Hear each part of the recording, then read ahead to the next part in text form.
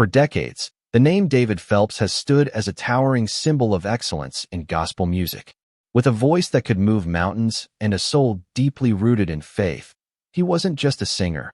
He was an experience.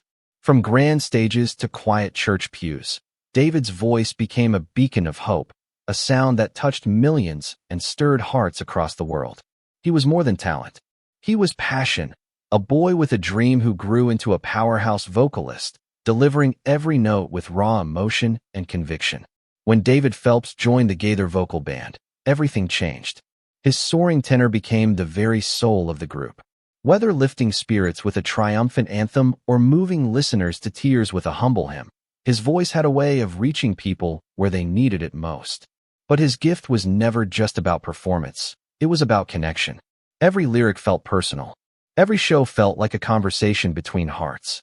Fans felt like he was singing to them, about them, their pain, their faith, their joy.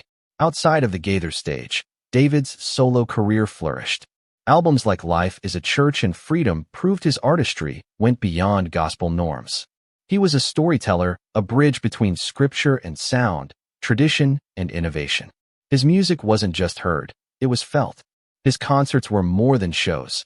They were worship, reflection, celebration. Fans admired him not only for his vocal strength, but also for his quiet humility. Despite fame, David never lost sight of what mattered. He spoke openly about his love for his wife, his children, and the simple peace of home life. While others chased the spotlight, David remained grounded in faith and family. But behind the standing ovations, something was happening, something even his closest fans couldn't see.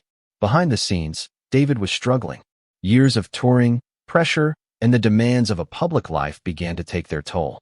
At first, it was subtle, fatigue, missed rehearsals, needing longer breaks.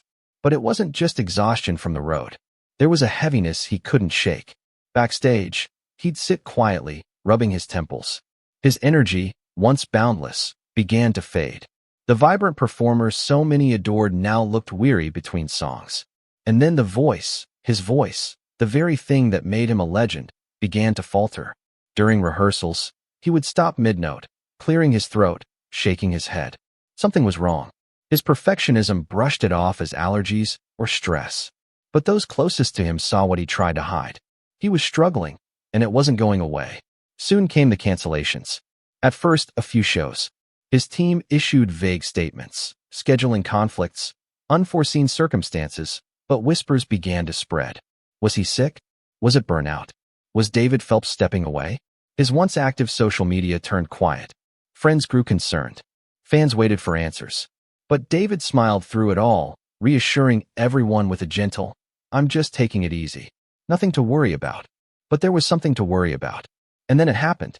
At a private event, surrounded by close friends and longtime supporters, David took the stage. He greeted the room with that familiar warmth. But something was different. There was no flash, no grand entrance, just David, vulnerable. He took a deep breath.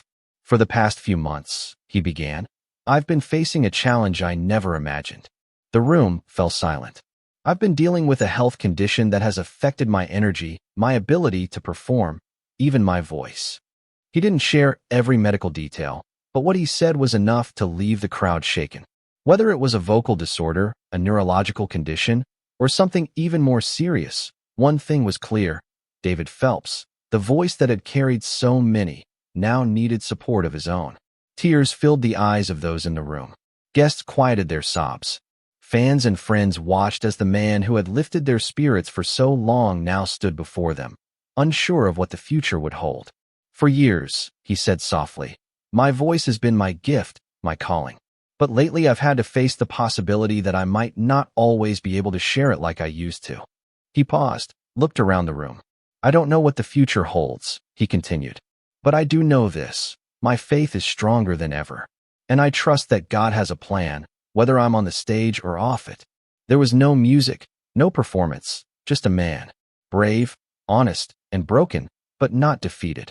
And in that moment, David Phelps wasn't just a gospel icon. He was a human being, a husband, a father, a believer. Word of his revelation spread like wildfire. Across the globe, fans flooded social media with prayers and love. Gospel artists, celebrities, and people from all walks of life shared memories, videos, and emotional tributes, not just to the singer, but to the man who had inspired so many. Tour dates were canceled, tickets refunded. The stage that once echoed his voice fell silent.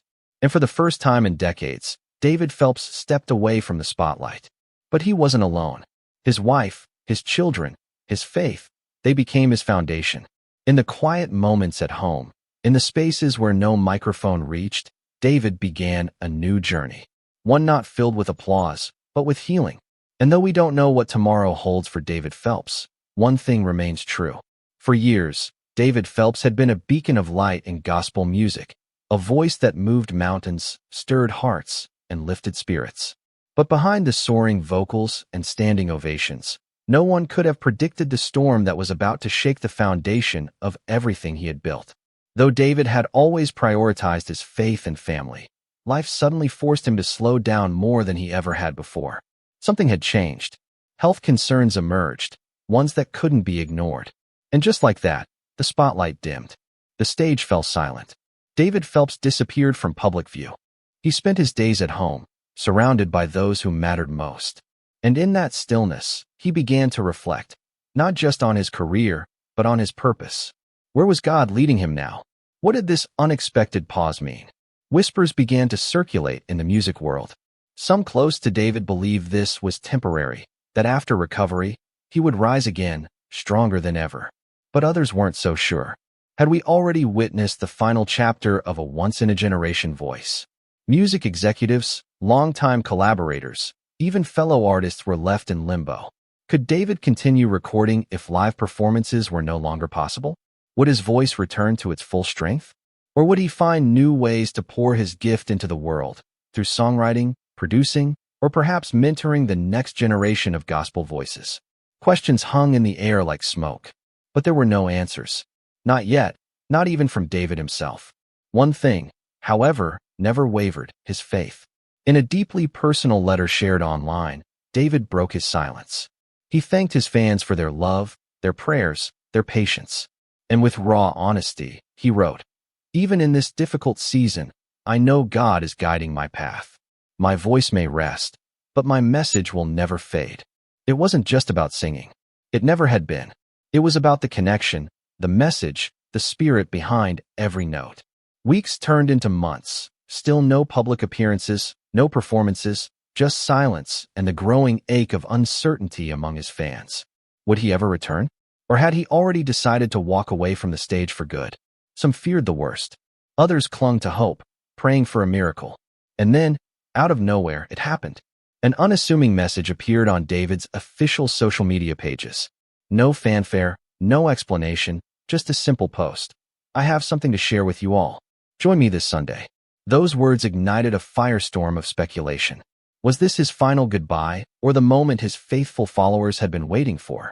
The anticipation was electric. When Sunday arrived, thousands of fans across the world tuned into the live stream. Hearts pounded. Eyes watched the screen in breathless silence. And then it faded in. There he was, David Phelps, sitting in a warmly lit studio, eyes gentle, expression peaceful, changed. Somehow there was wisdom in his gaze, a kind of quiet strength that only comes from walking through the fire and coming out the other side. He took a deep breath, and then he spoke. "These past months have been the hardest of my life. I've faced challenges I never expected. There were days I wasn't sure if I'd ever sing again. But through it all, God never left my side." The words hung in the air, heavy with emotion. He spoke of the doubt, the fear, the moments he questioned everything. But then he gave the world the answer it had been praying for. "I'm not done yet." Relief washed over the audience like a wave. Tears welled up. Smiles spread. David Phelps, still standing, still fighting, still singing. He explained that while the road ahead might look different, fewer live shows, more time at home, his voice wasn't going anywhere. His purpose was alive and well. And then, as if to prove it, he reached for the microphone. He closed his eyes, took a breath, and sang. The first note was soft, almost hesitant. But then, like a spark catching fire, his voice soared. Unbreakable. It wasn't just a performance. It was a declaration, a testimony of grace, of resilience, of the unshakable power of faith. People watching from living rooms and phones around the world wept, not just because of the beauty of the song, but because they knew what it meant. David Phelps had given them more than music. He had given them hope. And whether this moment marked a triumphant return or a poignant farewell, one truth could not be denied.